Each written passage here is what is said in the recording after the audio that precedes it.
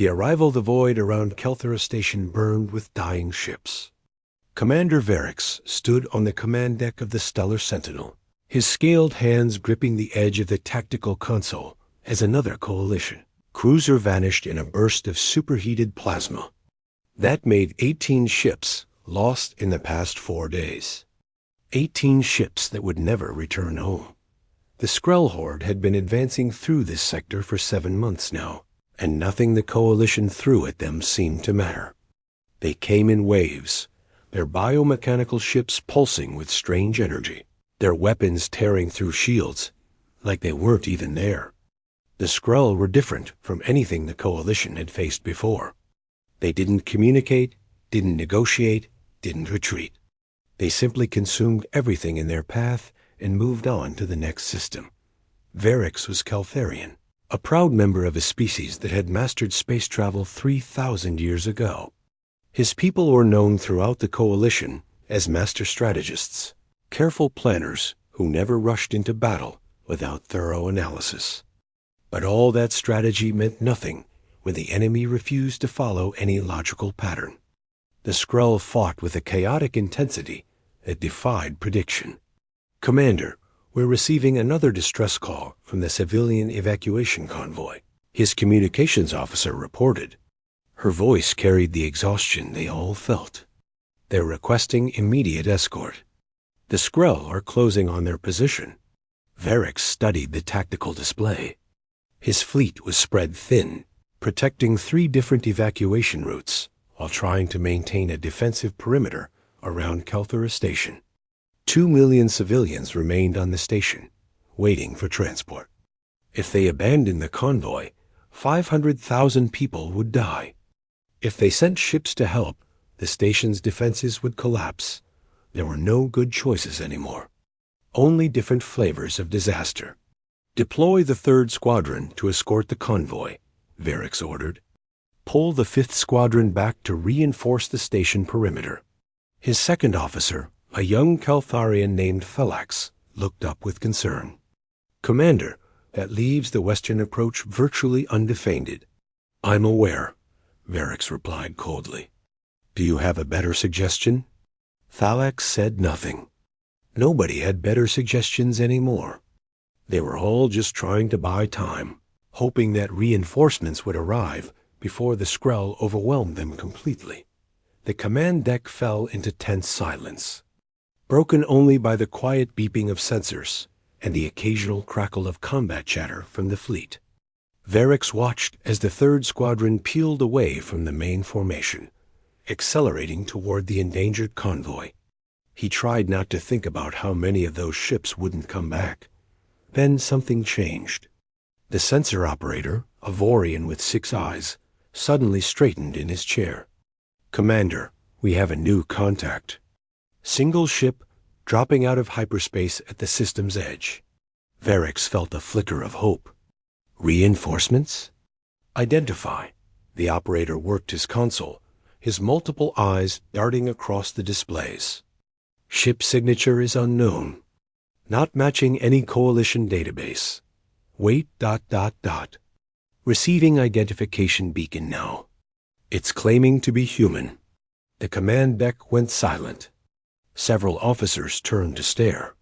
Humans were the newest members of the Coalition, barely a century removed from discovering faster-than-light travel.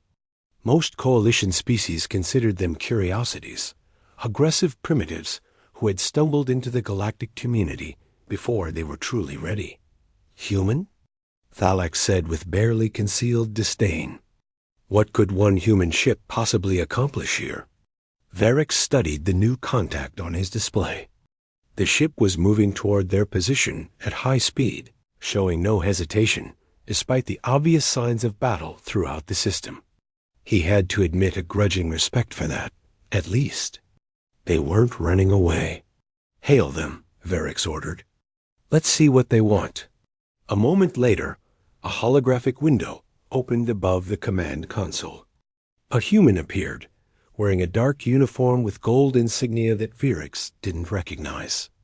The human was male, with short dark hair graying at the temples and eyes the color of Earth's oceans. His face was weathered, marked by lines that suggested he had seen considerable combat experience. "This is Captain Marcus Webb of the United Colonies naval ship Hammer of Terra," the human said. His voice was steady and professional, showing none of the fear that Varix would have expected from someone entering a war zone.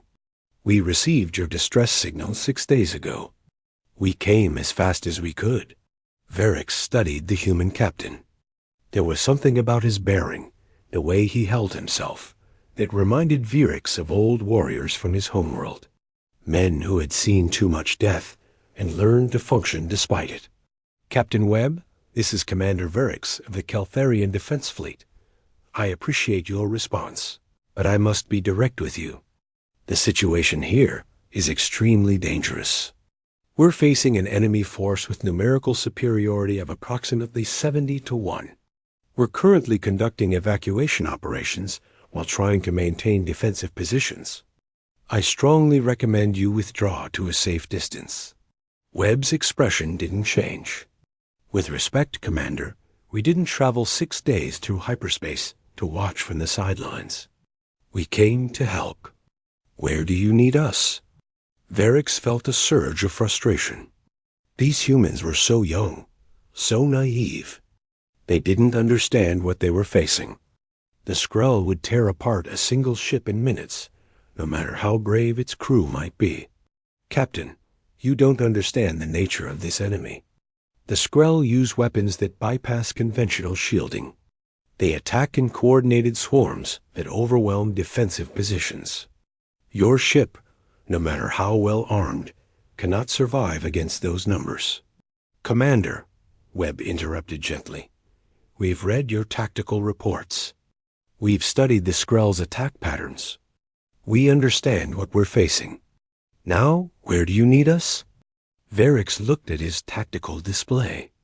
The truth was, he needed help everywhere.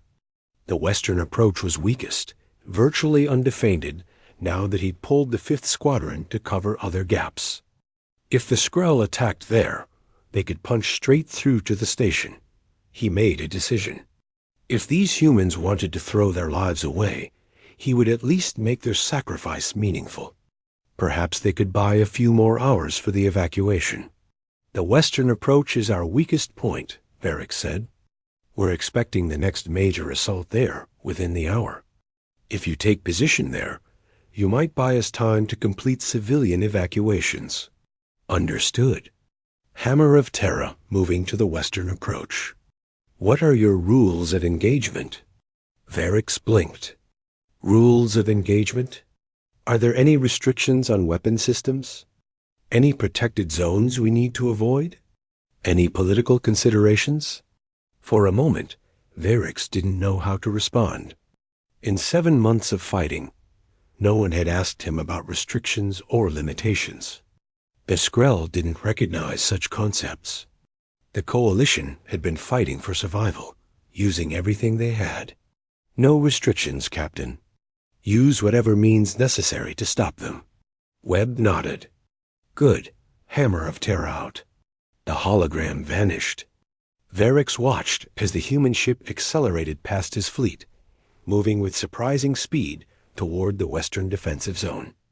The vessel was larger than he had initially realized, roughly the size of a Coalition heavy cruiser. But its design was completely foreign. Where Coalition ships were smooth and elegant, built with aesthetic considerations alongside functional ones, the human ship was angular and aggressive. It looked like something designed by engineers who cared only about one thing: killing the enemy as efficiently as possible. "They're going to die," Thalax said quietly. "Yes," Varix agreed. He felt tired. So very tired. Make sure their sacrifice is recorded. Their families deserve to know they died trying to help. The fleet waited. The human ship took up position in the Western approach, its weapon systems powering up, its shields glowing with energy. It sat alone in the darkness, a single point of light against the vast emptiness of space. Asterisk, the sensors chirped. Varix's operator looked up, his 6 eyes wide with alarm. "Commander, multiple contacts. Thousands of them. The Skrell are coming. Varix leaned forward, watching the display as red icons began flooding onto the screen. It was a massive wave, larger than any they had faced before. The Skrell must have gathered their forces for one final overwhelming push. "Alert all ships," Varix ordered. "Prepare for full defensive operations. All civilian evacuation transports are to jump to hyperspace immediately." He opened a channel to the human ship. "Captain Webb, you need to retreat now. That force will destroy you in seconds." Webb's voice came back calm and unhurried. "Negative, Commander.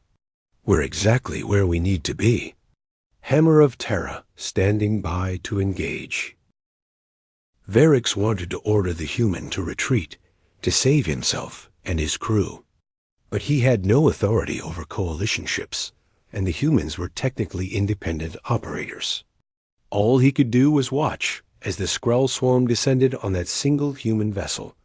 The Skrell came in their standard formation, hundreds of biomechanical ships moving in coordinated waves. Their hulls pulsed with bioluminescent patterns, their weapons charging with crackling energy. They had learned to absorb and redirect the Coalition's energy weapons, turning their own attacks against them. It was what made them so devastating. The leading edge of the Skrell formation reached weapons range. They began firing, sending streams of corrosive plasma toward the human ship. The Hammer of Terra's shields flared, absorbing the initial barrage. Then the human ship fired back. And everything Varix thought he knew about modern warfare shattered like glass dot. The Hammer of Terra didn't use energy weapons. Instead, what emerged from its weapon ports was something the Coalition hadn't employed in combat for millennia: solid projectiles. Metal slugs accelerated to incredible velocities by electromagnetic rails. The first salvo hit the Skrell formation like the fist of an angry god. The lead ships didn't just take damage. They simply ceased to exist. The kinetic rounds punched through their biomechanical hulls as if they weren't there, continuing through multiple ships before their momentum was finally spent. A single shot from the human railguns destroyed 4 Skrell vessels, but the railguns were just the beginning. The Hammer of Terra opened up with its full arsenal. Rapid-fire mass drivers sent streams of tungsten penetrators into the swarm at thousands of rounds per minute. Rotary cannons added their voices, spitting depleted uranium rounds in continuous streams. The tracers looked like solid beams of light, but they were actually so many bullets that the human eye couldn't distinguish individual projectiles. The Skrell formation came apart. Ships that had evolved to absorb and redirect energy found themselves facing something completely different. Their biomechanical hulls, designed to flex and redistribute force from energy weapons, provided no protection against solid matter moving at relativistic speeds. The projectiles didn't burn through their armor. They simply punched holes and kept going. On the Stellar Sentinel's command deck, every officer stood frozen in shock. The tactical display showed the Skrell formation disintegrating at an impossible rate. In 30 seconds, the human ship had destroyed more enemies than the entire Coalition fleet had managed in days. What kind of weapons are those? Thalax breathed. Varix couldn't answer. He was watching something that shouldn't be possible. The Skrell tried to adapt, splitting their formation to surround the human ship. They had faced single vessels before and knew how to overwhelm isolated targets, but Captain Webb had anticipated that. As the Skrell began their encirclement, the Hammer of Terra launched missiles. These weren't the simple guided projectiles the Coalition used. These were sophisticated weapons, each one equipped with its own artificial intelligence. They communicated with each other, coordinated their attacks, and actively evaded the Skrell's defensive fire. The missiles hit in perfectly timed sequences, each detonation positioned to maximize damage to multiple targets. And when they exploded, they didn't release simple explosive force. They detonated with the power of miniature suns. Fusion warheads that vaporized everything within their blast radius. Varix had read about nuclear weapons in historical texts. The Coalition had banned such weapons thousands of years ago as excessively destructive and ethically unconscionable. Humans apparently had never stopped refining them. The battle lasted 17 minutes. When it was over, more than half the attacking Skrull force was destroyed or fleeing. The survivors scattered in all directions, their coordination shattered, their attack completely broken. The Hammer of Terra remained in position, its hull scorched and pitted from the few Skrull weapons that had penetrated its defenses, but fully operational and ready to continue fighting. Varix's communications officer spoke in a shaky voice. "Commander, Captain Webb is hailing us. Put him through." Webb's face appeared on the holographic display. He looked exactly as he had before the battle, calm and professional. There was a small cut on his forehead, probably from when his ship took damage, but he seemed completely unbothered by it. "Commander Varix, we've secured the western approach. The enemy has withdrawn. What are your orders?" Varix found his voice, though it took effort. "Captain, how did you... What were those weapons?" Webb smiled slightly. "Kinetics, Commander. Railguns, mass drivers, rotary cannons, and fusion missiles. We still use them because they work. The Skrull evolved to handle energy weapons. They never encountered anyone still using solid projectiles. But the Coalition abandoned kinetic weapons 3,000 years ago. They're inefficient, primitive. They're inefficient at killing enemies who've adapted to them," Webb interrupted. "The Skrull haven't. Sometimes the old ways work better than new ones."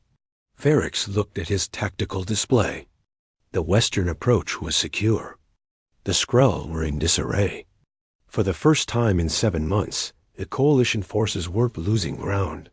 "How many more Skrull attacks are you expecting?" Webb asked. Varix consulted his intelligence reports. "At least 4 more major waves. Possibly 5. They'll commit everything they have in this sector." "Good," Webb said, and he actually meant it. "We didn't come all this way to fight just one battle." Hammer of Terra standing by for further orders. The hologram vanished, leaving Varix staring at empty space.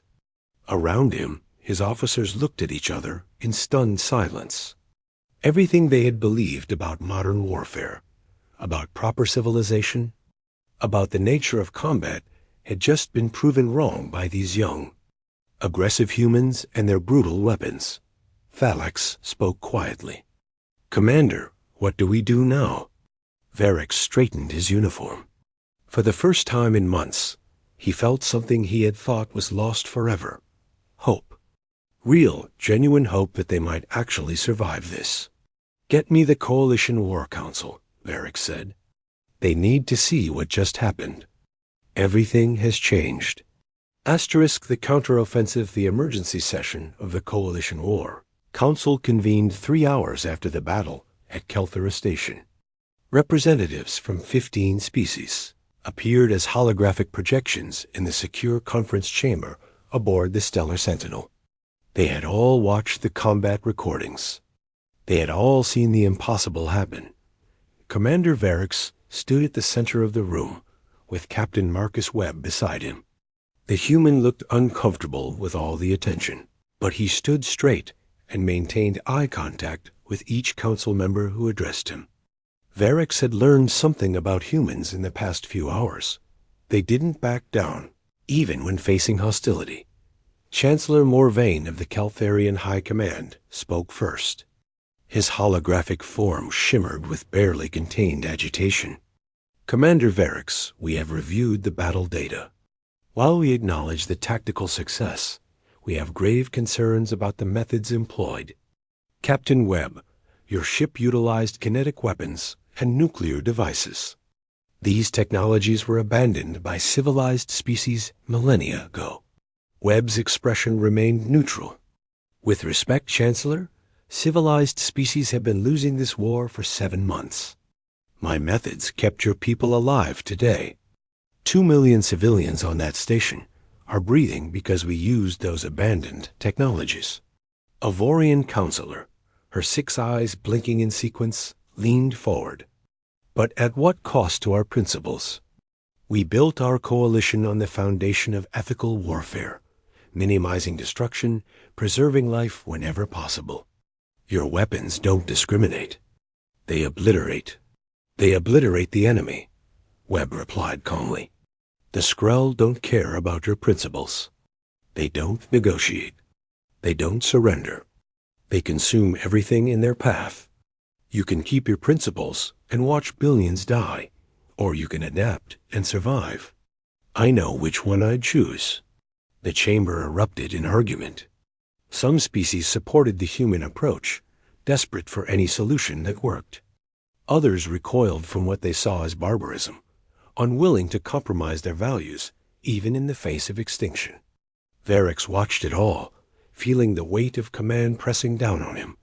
Finally, he raised his hand for silence. The holographic projections quieted, waiting for him to speak.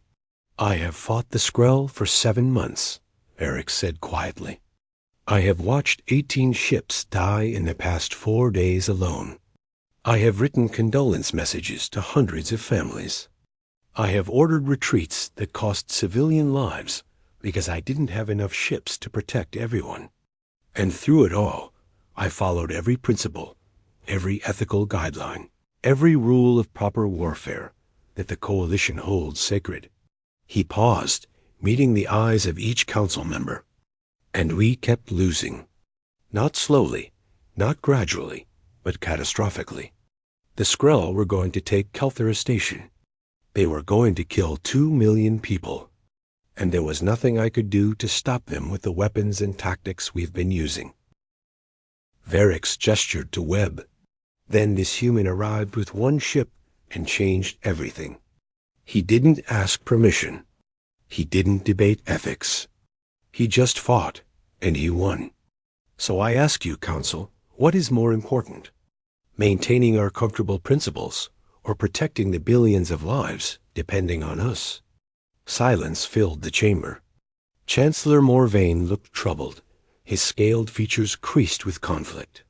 Commander Varix, if we adopt these methods, what separates us from the very enemies we fight? Webb spoke before Varix could respond. The fact that you even asked that question, Chancellor. The Skrull don't worry about becoming monsters. They just consume and move on. You're worried about losing your soul by using effective weapons. That concern, that moral struggle, that's what makes you different. That's what makes you worth saving. A Thorian general, his crystalline body refracting the chamber's light, spoke up. Captain Webb, intelligence suggests the Skrull have a central breeding nexus in this sector, located in the Castor system, 3 days from here. It's where they grow new ships, coordinate their attacks, manufacture their weapons. If we could destroy it, we could break their offensive capability entirely. But it's defended by at least 10,000 Skrull vessels. Any assault would be suicide. Webb studied the tactical data that appeared in the center of the chamber. The Castor system looked like a nightmare, thick with Skrull ships orbiting a massive biomechanical structure that pulsed with sickly light. It was the heart of the Skrull operation in this entire sector. Not suicide, Webb said slowly. Difficult, yes. Costly, absolutely. But not suicide. Not if we do it right. And how would you do it right? Morvain asked skeptically. Webb manipulated the holographic display, marking positions and trajectories. We hit them fast and hard with everything we have. No cautious approach, no probing attacks. We commit fully from the start. My ship leads the assault, breaks through their outer defenses with kinetic weapons. Coalition ships follow in our wake, use their energy weapons to exploit the gaps we create. We drive straight to the Nexus, deploy nuclear weapons to destroy it, then fight our way back out. That's insane, a Keltherian admiral said flatly. The casualties would be enormous. The casualties of doing nothing would be worse. Webb countered. How many colonies has the Skrull consumed in this sector? How many billions have already died? This operation costs us ships and lives, yes, but it ends the threat. It saves everyone who comes after. Varric studied the plan. It was aggressive, brutal, and completely contrary to everything Coalition doctrine taught. It was also the only thing that had a chance of working. I support this operation, Varric said. My fleet will participate. Other officers began voicing support. Not all of them. Some couldn't bring themselves to embrace such violent methods. But enough. Enough to make the assault possible. Chancellor Morvain looked around the chamber, reading the mood. Finally, he nodded. Very well. The Coalition War Council authorizes Operation Sledgehammer. Commander Varric will command Coalition forces. Captain Webb will command human forces. You have 72 hours to prepare. May the stars guide you. The holograms vanished one by one, leaving Varric and Webb alone in the chamber. The Keltharian commander turned to the human captain. You understand this will be bloody, Varric said. Many won't survive. Webb nodded. I know, but that's why we're here. To make sure the people who can't fight for themselves get to live. That's what soldiers do. Your human fleet, Varric asked. When will they arrive? Webb smiled slightly. Check your sensors, Commander. Varric pulled up the tactical display and felt his eyes widen. 4 human battleships had dropped out of hyperspace at the system's edge. 12 destroyers. 20 support vessels. And at the center of the formation, a massive carrier that made the Hammer of Terra look small. That's the UCNS Retribution, Webb said. Newest carrier in the fleet. 300 fighters, enough firepower to crack a planet. The rest are similar to my ship. We don't do anything halfway, Commander. Varric stared at the fleet. Each ship looked like the Hammer of Terra, brutal, functional, covered in weapons that had been designed by people who understood war at a fundamental level. How did humanity become so good at this? Varric asked quietly.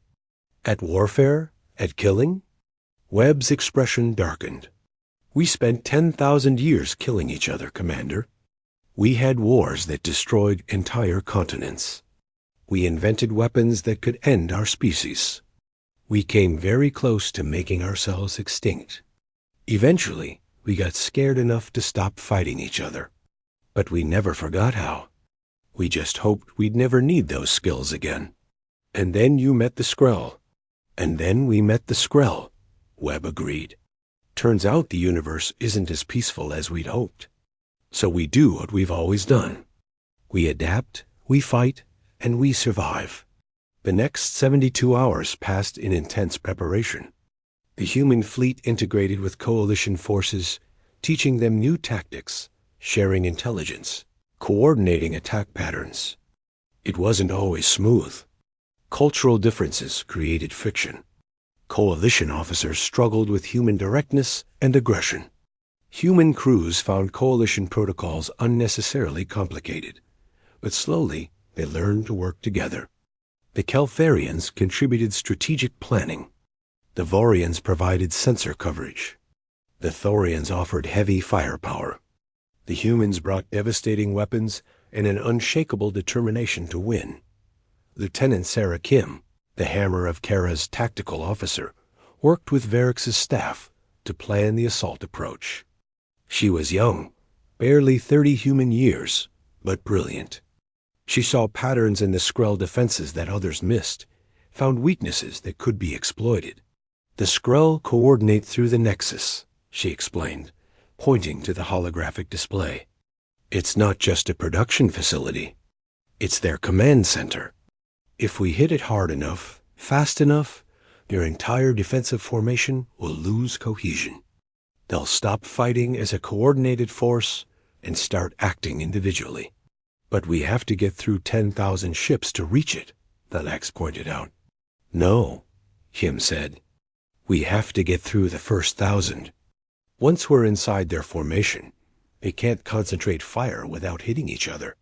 Their numbers become a liability instead of an advantage.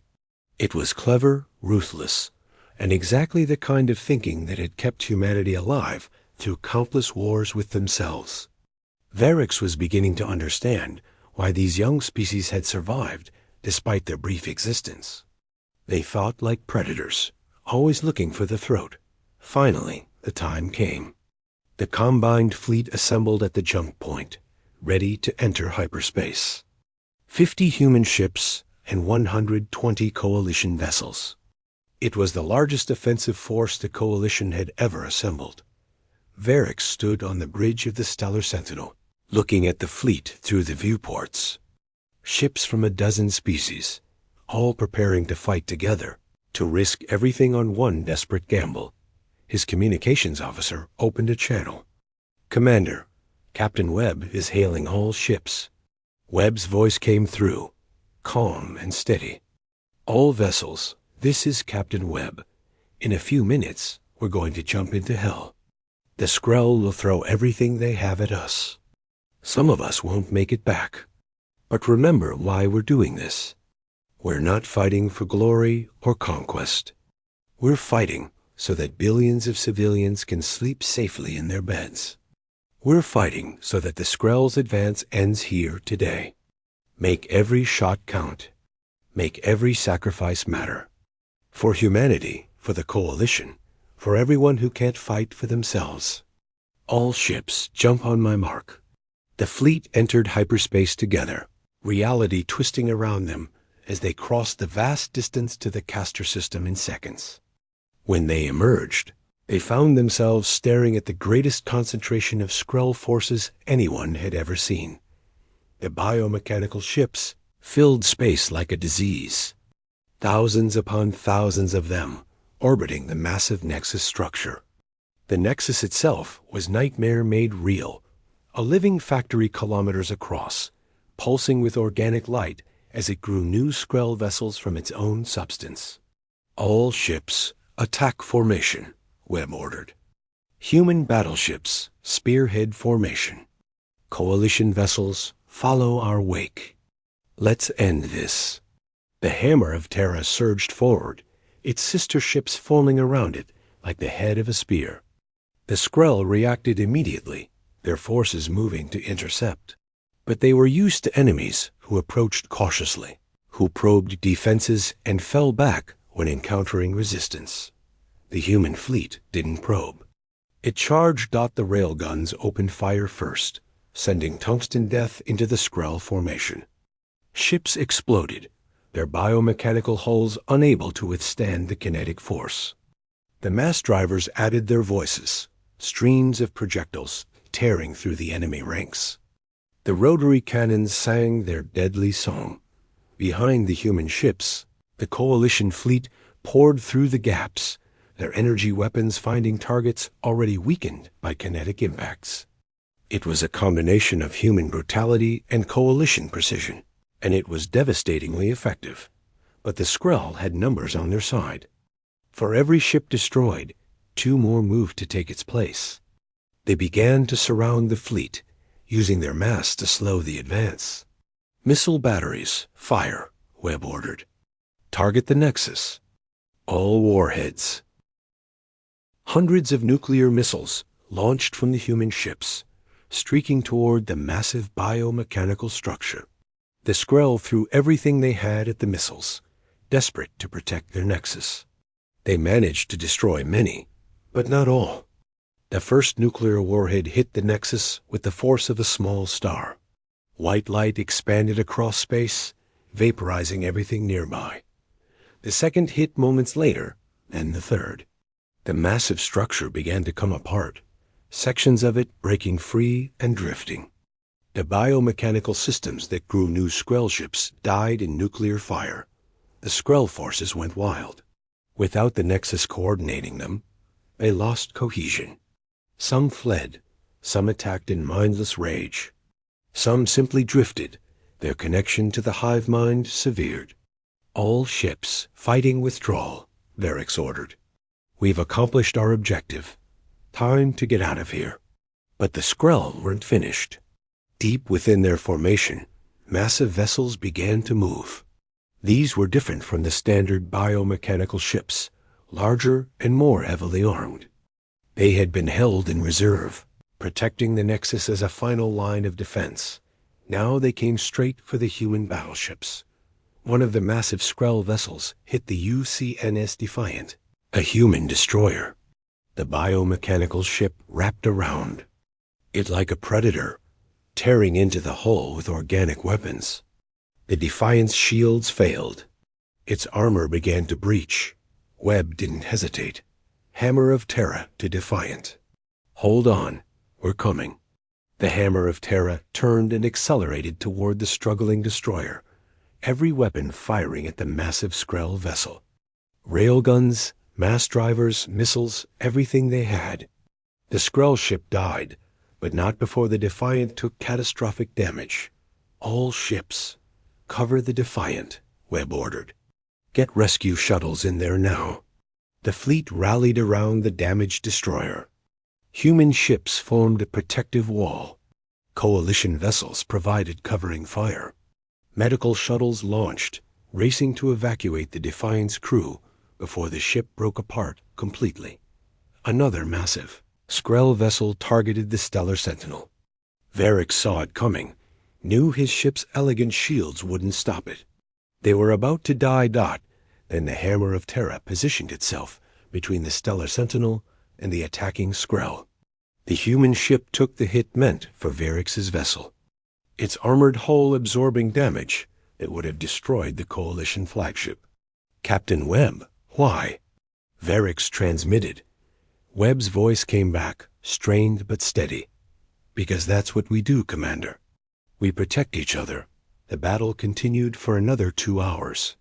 Slowly, impossibly, the combined fleet fought its way free. The Skrull's coordination never recovered. Their nexus was destroyed, their command structure shattered. The survivors scattered throughout the system, no longer a coherent threat.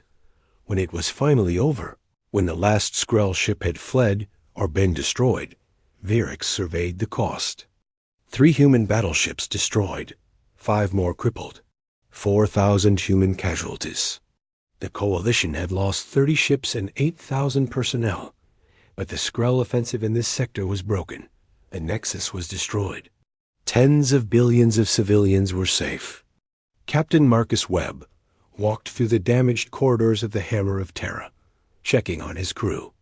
The ship looked like it had been through hell, because it had. Entire sections were exposed to space. Systems sparked and smoked. But his people were still fighting, still working to keep the ship operational. In the medical bay, doctors treated the wounded. In engineering, repair crews welded breaches and restored damaged systems. Everyone worked with grim determination. This was what humans did. They took the hits, they absorbed the damage, and they kept going. Varric contacted Webb privately. The Keltharian commander's face appeared on a small screen, his expression troubled. Captain Webb, I wanted to thank you. You saved my ship. You saved my crew. You took damage meant for us. Webb nodded tiredly. That's what all eyes do, Commander. I need to understand something, Varric said. Your people live such short lives. Barely 100 years. Don't you value that time more? Don't you want to preserve it? Webb was quiet for a moment, then spoke carefully. We value it exactly because we have so little of it, Commander. Every day matters. Every hour counts. That's why we fight so hard. We know death is coming for all of us eventually. We just refuse to let it come for others, while we can still fight. You humans are remarkable, Varric said quietly, and terrifying. We're just what we had to become to survive, Webb replied. The universe isn't kind. It isn't fair. But it can be fought. And we'll keep fighting as long as there are people who need protecting. The Hammer of Terra limped back toward Kelthara Station, surrounded by the remnants of the Coalition fleet. The ship was battered, damaged, barely holding together. but it was still flying, still ready to fight if needed. On the command deck, Webb looked at the casualty reports. 600 dead, twice that wounded. 600 people who had families waiting for them, who had dreams and hopes and futures that would never come. He began composing condolence letters, as he always did. It was the least he could do, to tell their families that their loved ones had mattered, that their sacrifice had meaning, that they had saved billions of lives by giving their own dot. It never got easier, but it was necessary. Behind the hammer of Terra, more human ships were arriving, reinforcements from Earth and the colonies. The war wasn't over. The Skrulls still controlled vast territories. But the tide had turned. Humanity had arrived in the galaxy, bringing with them 10,000 years of hard-learned lessons about warfare, survival, and the price of peace. They brought weapons that civilized species had abandoned, tactics that proper cultures rejected, and a determination that refused to acknowledge defeat. They brought hope, and they would fight for as long as it took, until the galaxy was safe for those who couldn't fight for themselves. That was what humanity did. That was what they had always done, and they would never stop. Asterisk.